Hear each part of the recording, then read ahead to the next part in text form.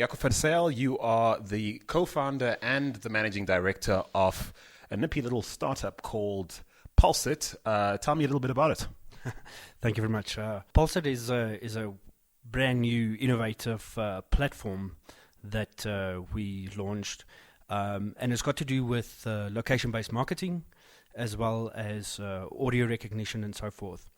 So the idea was to bring a platform to the ground that actually communicate with consumers at the right time as well as the right place. It also gives our clients the opportunity to communicate to those consumers. So we packaged this all into one nippy little application called PulseIt, and quite excited to bring it to the consumers. Now, there's a theme developing here at the African Tech Roundup where we featured the MD of Vouchercloud late last year. More recently, we spoke to the MD of ttrumpet, and now we're speaking to you. Is the market in the online voucher scene as lucrative as all that? There seems to be quite a lot of excitement around creating solutions in that space. What have you identified that has made you join what seems to be quite a crowded space? Well, you only have to look back at the evolution of smartphones itself. Firstly, to address the question directly around vouchering and so forth, it's a massive trend overseas. And South Africa at this stage is fairly quickly catching up, especially with the likes of Vouchercloud and so forth. But if you take a step back and you look at the evolution of smartphones, people, why are smartphones so popular? Why do every single person want a smartphone? And there's four predominant reasons for that. The first one is social inclusion. Second one is digital inclusion. Third one is financial inclusion. And the fourth one is information inclusion. So that sprung the popularity of smartphones because people wanted to be part of something. They wanted to be part of this evolution, and they wanted to be connected. They wanted to be interconnected, and they wanted to be able to share. Now, all of a sudden, that platform has moved from those four inclusions and those four types of inclusion, and it's moved to relevant content. And what is a better way of delivering relevant content is to offer vouchers and offer people the opportunity to partake in a certain campaign or to partake in trading and so forth. So your smartphone actually becomes this medium that connects you to the rest of the world. And I know that's being said over and over and over again, but that's the crux of a smartphone, is that you have the opportunity to be part of something, and now it takes a step further. And that step further is able to benefit from that smartphone itself. And I happened upon this idea, I happened upon PulseIt through the Lions. You have an affiliation with the Lions rugby club. It's almost indirectly in affiliation with the Springboks, given the Lions are pretty much 60% of the squad. But no, you obviously have this affiliation with the Lions rugby club, and I happened upon some of the campaigns you're running with them in their stadiums, and obviously, again, speaking to this idea that you're speaking about, as far as people wanting to be part of something, including something, and then of course the brands wanting to communicate via channels that sports fans and followers and early adopters are part of. Tell me how you've gone about building a model around this trend. So yeah, it's quite interesting. If you look at there's a two-pronged approach. The first approach is that you want to deliver relevant content to the consumer. So the consumer take it a step further, that the consumer doesn't want to just search for the content. The content needs to be delivered to a consumer. And you get consumer profiling and so forth and so forth. So we took the approach to develop a platform, number one, for the consumer, to deliver relevant content to that consumer at the right time, at the right place. That's crucial. I don't want information delivered to me if I'm not necessarily in a spot that I want that information. So the platform works that we can deliver content to you based on your location. We can deliver content to you based on actions that you do. So you might open the application when you hear a certain song or you hear the Lions anthem or something like that, and then relevant content is delivered to you. When it moves over to our partners and our affiliations and our clients, like the Lions, so forth, they want to communicate and they want to engage with that consumer that's at the stadium. So this platform gives them the opportunity to communicate relevant content to the consumer that's at the stadium at that specific time, and then also entice certain behaviors. So for instance, while the Lions anthem is playing, we can deliver a drinks voucher or a meal voucher to the consumer, which they can redeem at the stadium itself. So we looked at the platform as how do we address both those ideas, and how do we develop the platform to be able to cope with that. So our technology is quite innovative in the sense that there's never before a platform designed that integrates audio technology as well as Bluetooth beacon technology, as well as geofencing technology, as well as QR code technology. We have one platform that addresses all those technologies in order to be able to communicate to our consumer relevant on-time communication, as well as give the opportunity to the clients to communicate that communication to the consumers. Okay, so let me clarify for our listeners who might not have experienced the full, your app in action. So I'm at a Lions game. I've downloaded the app. There's certain cues, audible cues that you've worked with the Lions club to make sure, of course, if you're at the stadium, there's all sorts of things playing. And based on those cues and my app being on, I'm fed with information that either, maybe score updates while I'm at the loo, or perhaps, like you say, vouchers to drinks and food and that kind of thing, or cheaper tickets to the next match and that kind of thing. What's the model around working with a client who comes on board with you? Are you going in to make bespoke marketing opportunities like that for each client, or is it up to them to sort of figure out how to make the app work for them? So no, we currently we treat every single client as on a bespoke campaign basis. So we actually had quite an intensive strategy session with the Lions beforehand to decide what is it that they want to communicate to their audience on the day. So we use both technologies. We used three technologies actually. We used the geofence technology, we used the Bluetooth technology, as well as the audio. So when the fan actually arrived at the stadium, they would get a pop-up notification explaining to them exactly where they are within the stadium and how to get to the seat. Then we would do constant score updates through the geofence technology, which delivers to-the-minute score updates. And then when the Lions anthem played, we delivered the vouchers to them for the meals and for the drinks and so forth. But all of these were planned with the client in mind of what do they want to deliver to the consumer, what is the objective that they want afterwards, as well as how do they entice engagement with the consumer. Then we go further. Pretty soon we'll be launching our voucher swapping capability, where we're going to start creating a whole new consumer behavior, which has never been done in South Africa. You have the likes of Vouchercloud and so forth that delivers vouchers to consumers. But we identified a space in the market where we can create a new behavior. And this behavior would be where I might be a Diesel fan, and Diesel have a campaign that they run through our platform where they give a 10% discount on any Diesel clothing. And you might be a different brand fan, but because you're in a certain location, you collect that voucher from that brand, but you not necessarily want to redeem that voucher because you're not really a fan of that brand. But because we are connected within the platform, that we are friends and I'm that fan. So now you can actually communicate with me and say, Jaco, listen, I've got a 10% discount voucher on X brand, and I say, and you can see that I've got a 10% discount voucher on a certain brand. Now you can say to me, let's swap it. So all of a sudden, I give you my voucher and you give me your voucher.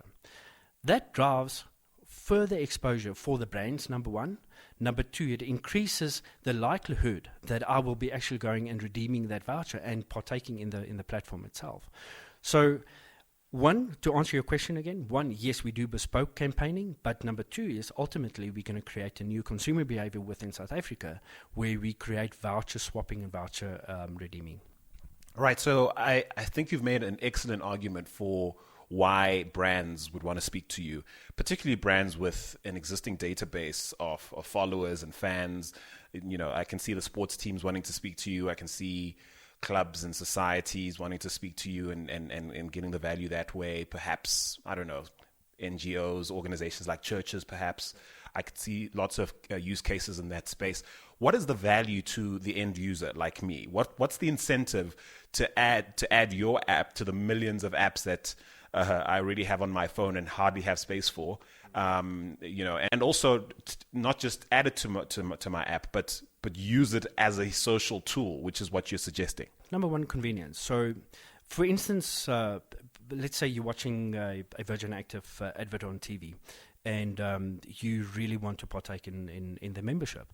Now, all of a sudden, because our technology is integrated in that form of media, above-the-line media, we can actually communicate discount to you directly on your device. So no longer do you have to wait or then go revisit their website or go to a branch and request the promotion that has been advertised. That promotion can be directly delivered to you and you can redeem it immediately. So it gives you convenience. Secondly, is definitely that social. Remember a little earlier I said to you that a big reason for smartphones is social inclusion. And there's many forms of social inclusion. The social inclusion that PulseIt offers is that you are benefiting from the social inclusion, whereby you know that you will get relevant content that you want at the right time, at the right place, but that content you can now actually share with someone with you, or that's with you in the platform. So number one, I receive the content, but I can actually share that content with someone else. So no longer do I only receive the content for myself, but I can now start receiving content for my friends and family. So I know that my fiance, for instance, she likes Chanel, and I can actually collect a Chanel discount voucher because I know I can actually share that with my fiance, and that again puts me in the good books of my fiance. So you actually expand your social community, and your social community starts benefiting you in different ways. Yeah, look, the more you speak, I mean, I think of a platform like Shazam, who I think, while I don't think they've figured out how to monetize as well as they'd like, certainly the value proposition to the end user downloading their app is pretty clear. Look, there's a lot of things happening behind the scenes in terms of monetizing the data, monetizing your presence on the platform, making it valuable to clients behind the scenes. But for you as the user, you download the app so that whenever there's a song you're not sure of, you can sort of wave your phone in the air and know what that song is, and there's a social vibe to that, and it's great, and it feels like they're doing you a favor. So in your mind, is the voucher sharing aspect of your app what you're trying to do to make your app a value add to a user, or come across as a value add to the user? Definitely. In essence, for us to have the consumer retention and have the loyalty to the application or to the platform itself, the vouchering and the vouchering swapping and the being able to trade and to be able to social within our application itself becomes vitally important. And we recently launched a campaign in order to entice people onto the platform, and we're going to take them through a journey in order to understand how our vouchering system is going to work and what benefit they can actually get from being on the platform. So the app's available on the Apple. Is available on Apple and Android? Both. Fantastic. And PulseIt, is it? Correct. So when you say campaign, you've actually preempted sort of the next question I was going to have. What's your business development cycle around onboarding users to the app directly and clients on the back end? Brands obviously looking to communicate with users. So we've got a very, very good business plan and roadmap going forward for the rest of the year. Recently, we launched a campaign called PulseIt Price Drop, where we entice people to do certain actions in order to get rewarded through prizes and so forth. And then through that journey, we actually educate the consumer in order to understand where the platform is going and how big the platform is going to get. Whilst we are doing that, we are approaching our sponsors and our clients in order to become part of the PulseIt Price Drop campaign, in order to tie in our consumers and our valuable brands to the rewarding of actions. So our consumer has to perform certain actions, they get rewarded for those actions. Our clients become part of that because they get associated with that reward program. And that will lead us into launching the vouchering and the swapping in the social community. So we've got a very good business roadmap for the rest of the year. And so tell me a little bit about how you put this together. It's obviously a homegrown business. Tell me about the technical aspects of putting this together, where you had to go, what the team looks like behind the scenes. Okay. Well, you need to look at the history of my team. I've got quite a extensive and experienced team backing PulseIt. We all come from the mobile technologies field. Myself worked at Samsung, Huawei Technologies, and we've always played in that space. And a part of the team has got a very big, strong sponsorship and marketing background, a very strong retail background. And we started looking at what possibilities are there and what is the latest trends in the world. And one of the biggest trends that come to mind is location-based marketing. More and more and more, you see location-based marketing springing up across the world. So we started investigating what is available in South Africa, and to be honest, there's nothing in South Africa. There's no location-based marketing. There's one or two smaller companies, but the lack is that why would people want to download various applications to get the location-based communication?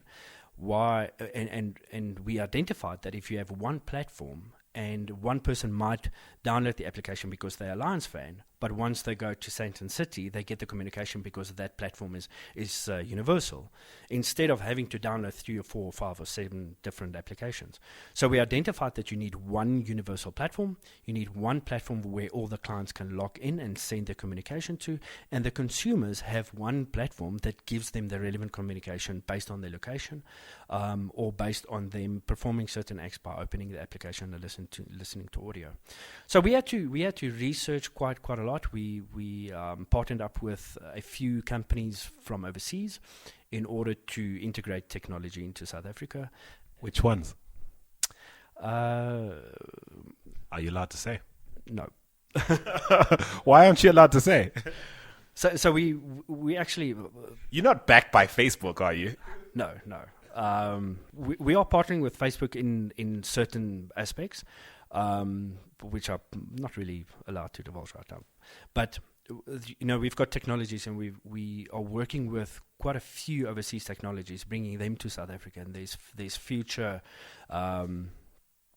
development that's going to happen. So I'm not really allowed to say right now. What I can say is that our platform itself, with these integrated technologies, are purebred South African. It's thought up in South Africa. It's developed in South Africa. Our developers of the application is South African. So homegrown South African company, and we are actually looking to expand to the UAE. We've got partners in the UAE looking to implement our location-based marketing there. We've got partners in Kenya and Nigeria, so we're expanding to them as well, offering them the location-based marketing as well as the voucher swapping functionalities. Would I be right in saying that an app like yours, a solution like yours, suits more affluent urban environments? I'm wondering if less affluent centers across the continent might not be quite ready for what it is your business is doing right now. Would I be right in saying that, or am I missing a trick? Can I clarify from a consumer point of view or a client point of view? From both, actually. From a user point of view, I mean, you know probably better than I do, internet penetration numbers, mobile penetration numbers across the continent. Well, I mean, we like to bandy them about and be excited about them. The continent isn't really where we'd like it to be in terms of the widespread use and access to the internet and indeed mobile phones. For you to get, I'd imagine, the right levels of volume to justify, a business case, you might not necessarily find in, say, rural Uganda. So am I right in saying that? And if I am, what are your thoughts around your plan to infiltrate the rest of the continent that might not yet be ready for this? So, yeah, I'm going to disagree with you slightly in the sense of that. So you only need to look at the likes of Nigeria and Kenya and so forth, and how those countries and those areas have leapfrogged technology. So a couple of years ago, no one had any computers or anything like that, and they completely leapfrogged the laptop technology phase. They went straight into mobile smartphones, and the mobile smartphone penetration in these countries, especially in South Africa as well, is on the increase on a yearly basis. A company that, by the price drop of smartphones, as well as the data getting cheaper and cheaper every year, and with networks constantly battling to be the cheapest network on the continent, in the country, the opportunity for those type of people to have access to this information becomes a lot more viable, and it becomes a lot more easier. So, with my platform, our platform is ready for any consumer, being on an entry-level smartphone, being a high-end smartphone. We can deliver communication. The communication delivered to the consumer doesn't cost anything. It doesn't cost them any data or anything like that. It's only when he interacts with that communication that data comes and starts playing a role. And for clients, now all of a sudden, we can geofence an area, a rural area, where traditional marketing can't get to, but we can geofence that area, and we can take client communication to the consumer in that area. So we address both markets. Oh, so I can actually, now that you explain it that way, I can certainly see you being part of the acceleration of inclusion in places that might not otherwise be incentivized to interact with other things. 100% on the ball. So, our platform is such a unique new concept. For instance, where you have traditional billboard marketing alongside the highway, we can actually geofence that highway and deliver certain communication to anyone that passes through that communication. So the access to information becomes readily more available, number one, and it definitely speeds up the process where we can now reach out to consumers. And then vitally more important is the analysis and the reporting back to the client, where we can now identify who we communicate to, how we communicate it to, what is the hotspots that we communicate to, and how's the interaction back with that brand. We can actually now communicate that directly to a consumer. You can take, for instance, a TV commercial, for instance. You need to wait a certain period of time to see the viewership spike or the interaction with a TV commercial in order for you to see how successful that TV commercial was. Now, for the first time ever, I can say immediately after the running of that TV commercial how successful that commercial was by means of how many of that commercial information content was delivered to the application, what was the interaction with that content. I can do that reporting communication back to the client immediately. I'm listening to you thinking, how do you keep this from being annoying for a user? Say I've downloaded the app, but I've switched off my notifications. Doesn't that sort of stop you dead in your tracks in terms of delivering value to an advertiser? So we took that very seriously in consideration, and we as a business made the decision that it should always be the consumer's decision to receive that content. So we developed the application to be, number one, you have the opportunity to actually switch off the application itself. So within the application itself, you can click a button and it will not receive any communication. Number one. Number two, with the audio technology, you have to have the application open in order to receive, just like a Shazam, you need to have the application open in order to receive the audio communication. So at a rugby match, for example, you would be encouraging users of the app to keep it open throughout the match in order to keep receiving these notifications. Otherwise, they won't be bothered with notifications coming through. So we've actually got quite a cool strategy around that. So we can push an instant notification to people within the stadium and say, open your app now in order to receive the audio communication. So we can push through our geofence and our beacon technology. We can push a pop-up to you to say to open the application in order, because there's a Lions anthem that's going to play now, and through the Lions anthem you're going to receive certain rewards. When it comes to TV and radio and so forth, we'll always prompt someone to open the application in order for you to receive certain communication. So the choice stays the consumer's choice actually to receive the content. With the Bluetooth and the beacon communication, it's a simple pop-up, it's a simple notification that pops through, and it entices people to take that further. So it's still their decision if they want to further interact with the content or not. You guys are Disruption is I'm tired of that word, but you guys are potentially a disruptive technology to so many existing businesses in this space. I'm thinking traditional above the line advertising platforms like the billboards and media platforms like television and radio.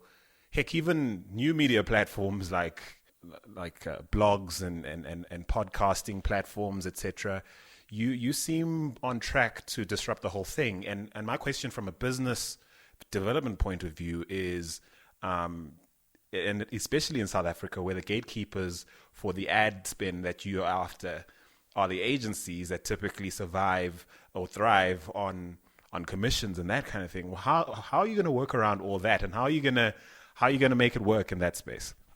As much as I like the word disruptive, but we steer clear of that as well. We don't see ourselves as in competition with them at all. What we prefer to see is that we become a alternative platform, or a additional platform, which is a better word. So alongside your TV advertising, alongside your radio advertising, alongside your in-mall advertising, alongside your any roadside advertising, billboards and so forth, we become a platform that takes that above-the-line marketing and converts it into direct marketing.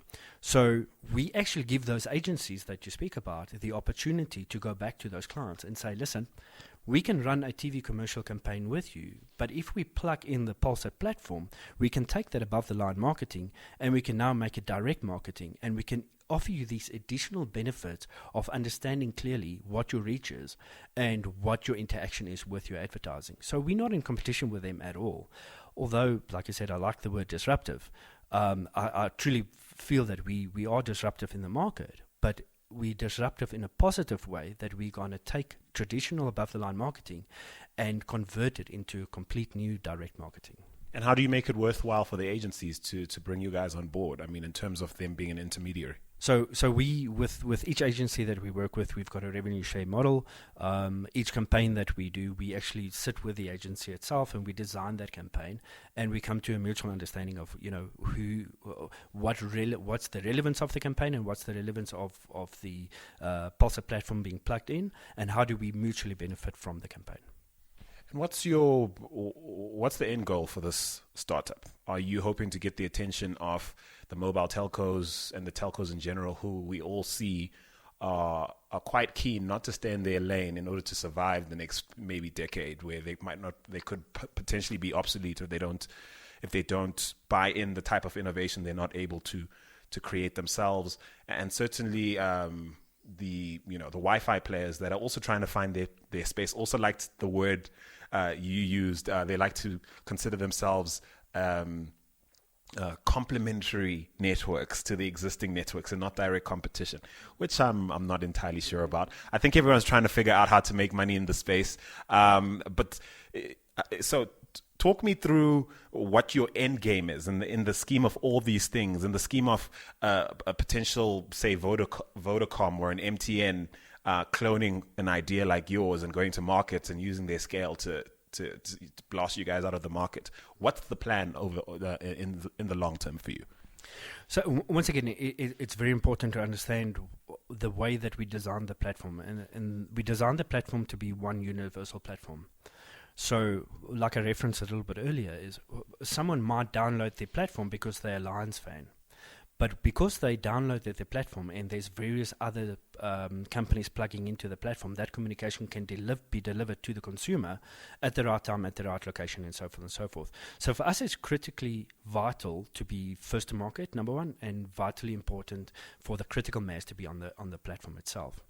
So just to interrupt you, which is why I see you guys being in direct competition, at least the conflict of interest with the likes of an MTN or a mobile telco, who is not quite keen to see a migration of all this great data and user experience migrating to a platform they have no control over. And certainly, I don't know, a player like, say, Vast Networks that's trying to do this on the ground at the Wi-Fi level, maybe location-based type solutions at malls and stadiums themselves.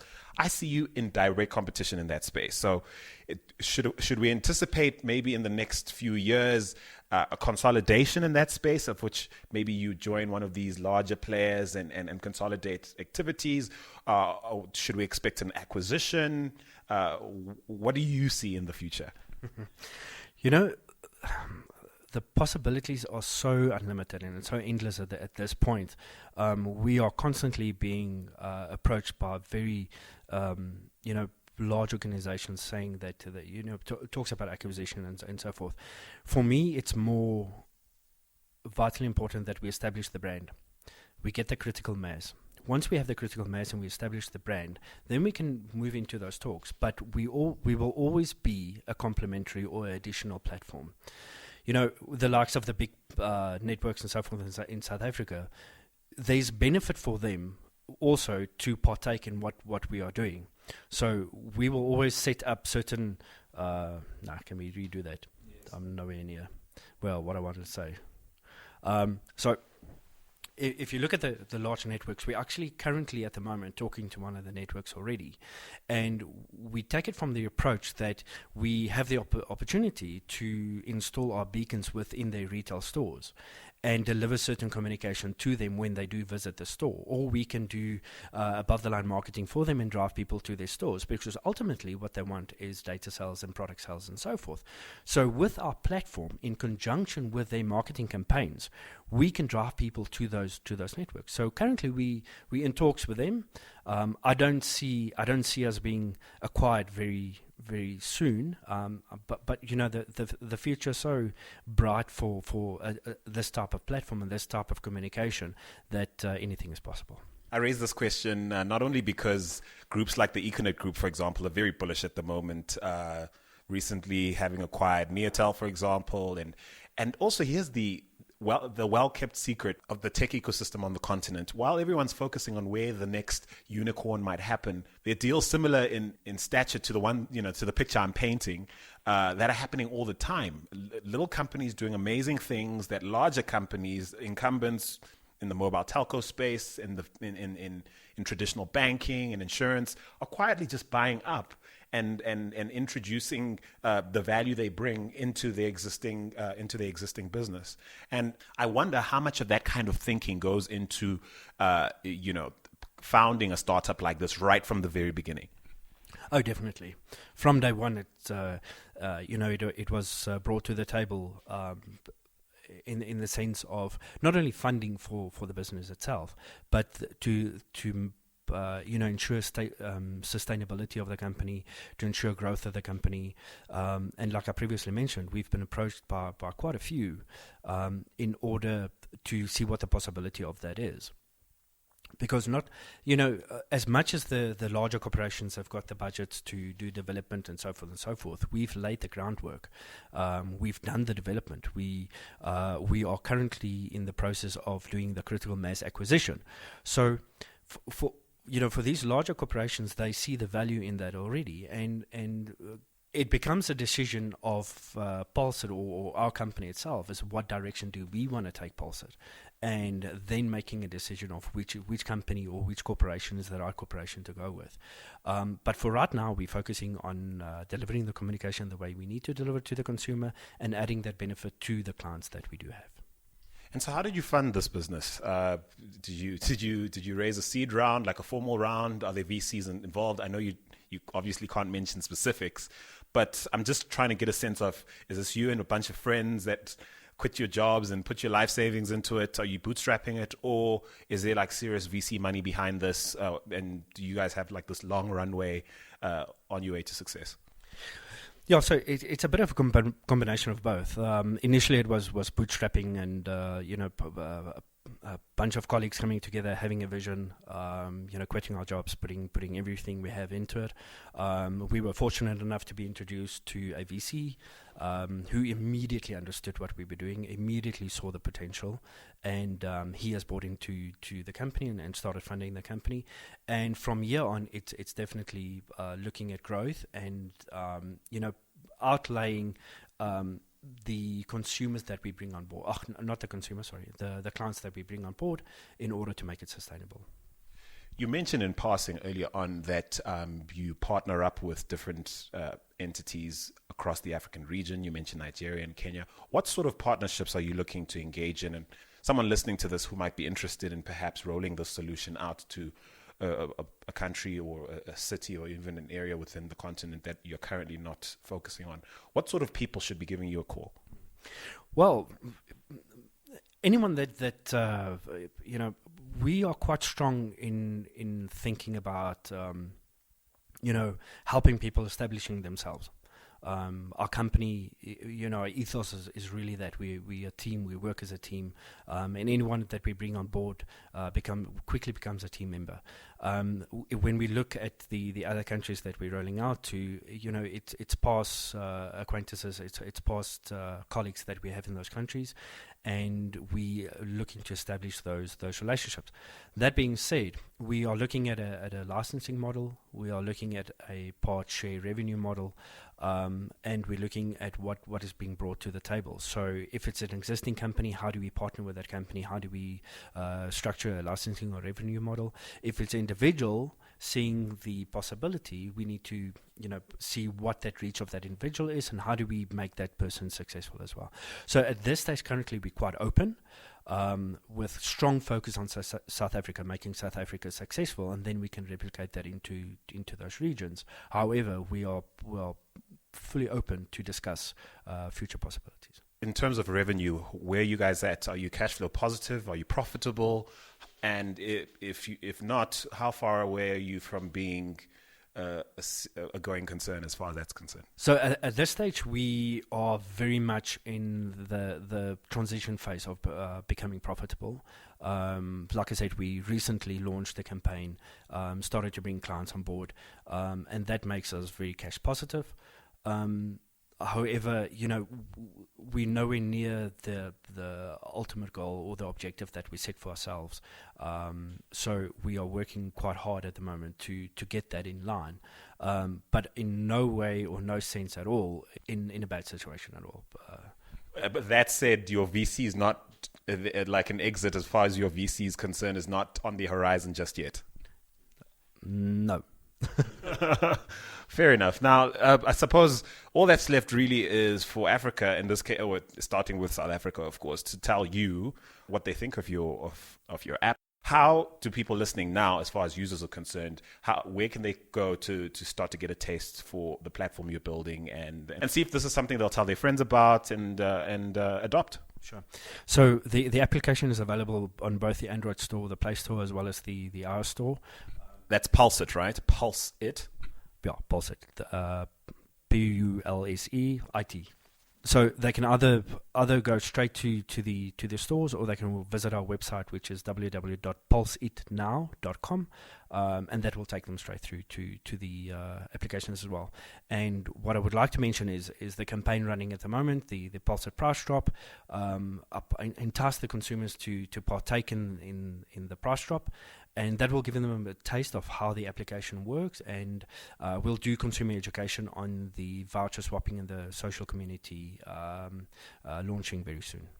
Isn't it awesome that the modern era offers this whole crowdsourced market research opportunity for new companies to just come out here with a good idea and let people tell you whether it's going to work or not, whether they like it or not. And I'm sure there's a lot of useful data you get in the process that shows you what to tweak, what to improve, and 100%. We went through quite a few iterations of the application itself, and what we are very focused on is listening to the consumer as well as our clients, listening to their opinion and their suggestions. And I can't tell you how many times we went back to the drawing board in designing the look and the feel, the functionality, and so forth. So we like I said, the possibilities are so endless, and I as a startup entrepreneur myself, I entice anyone with an idea to stick to it. Nothing ventured, nothing gained. If you don't go out there and you try, you'll never know. I said to my team the one day that, in a year's time, I don't want to be the person that said I should have. I want to be the person that said I tried. And that's vitally important.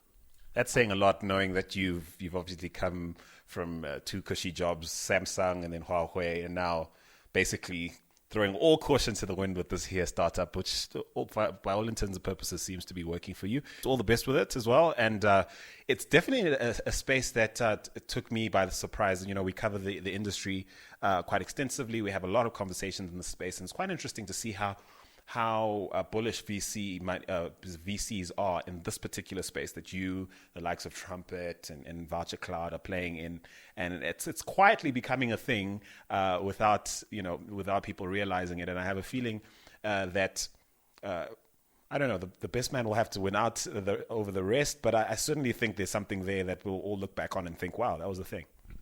Yeah, thank you. Like I said, the opportunities are endless, and I'm 100% sure if we had to talk next year this time, there'll be various different plays in the market as well. The